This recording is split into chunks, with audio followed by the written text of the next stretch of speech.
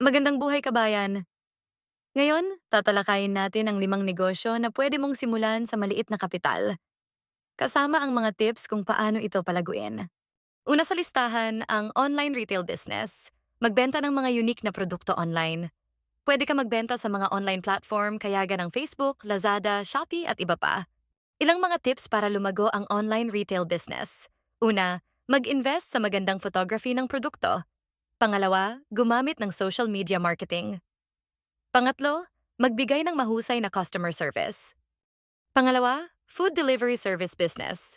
Sa abala ng mga tao, ang food delivery ay talagang patok para palaguin. Narito ang ilang mga tips.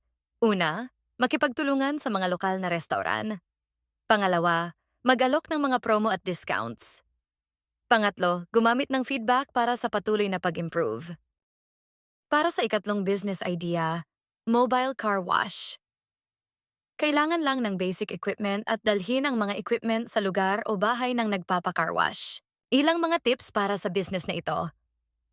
Una, magbigay ng mataas na kalidad ng serbisyo. Pangalawa, mag-advertise sa social media at mag-share ng before and after photos. Pangatlo, mag-alok ng loyalty program sa mga regular na customer. Ikaapat sa listahan, digital marketing services. Ang digital marketing services ay mga serbisyong naglalayong itaguyod ang mga produkto o serbisyo gamit ang mga online na platform. Ang layunin ng digital marketing services ay ma-increase ang visibility ng brand, makuha ang atensyon ng mga potential na customer, at mapalago ang benta.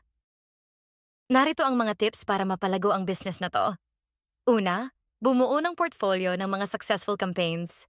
Pangalawa, mag-network sa mga lokal na negosyo. Pangatlo, magbigay ng free workshops para sa exposure. Ikalima sa listahan, health and wellness coaching. Ang layunin nito ay mapabuti ang pisikal, mental at emosyonal na kalagayan ng isang tao.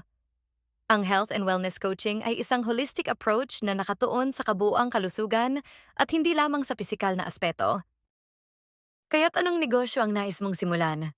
Sa maliit na kapital at tamang diskarte, makakamit mo ang tagumpay.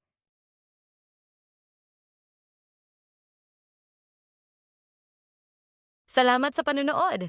Kung nagustuhan mo ang video na ito, huwag kalimutang mag-follow, like at mag-subscribe para sa iba pang mga update.